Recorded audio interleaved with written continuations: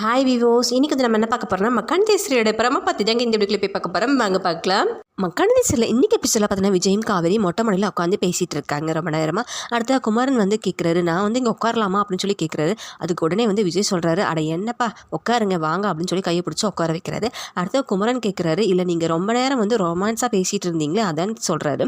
அதுக்கு விஜய் சொல்கிறாரு, ரொமான்ஸ் எல்லாம் ஒன்றும் இல்லை, நார்மலாக வந்து கான்வர்சேஷன் தான் அப்படிங்கிறாரு. உடனே குமரன் கேட்குறாரு, கான்வர்சேஷனாக வந்து பேசிகிட்டு இருக்கீங்கன்னு தானே அர்த்தம் அப்படின்னு சொல்லி கேட்குறாரு. அதுக்கு விஜய் ஆமாம் அப்படின்னு சொல்கிறாரு. பார்த்தீங்கன்னா குமரன் சொல்கிறாரு, பரவாயில்ல கல்யாணம் ஆக்கி இப்படி வந்து சேர்ந்து இருக்கும்போது வந்து நார்மலாக இப்படி பேச முடியுது அப்படின்னு சொல்லி கேட்குறாரு. உடனே வந்து காவேரி சொல்கிறாங்க, என்னம்மாமா ஒரு மாதிரியாக வந்து பேசுகிறீங்களே அப்படிங்கிறாங்க.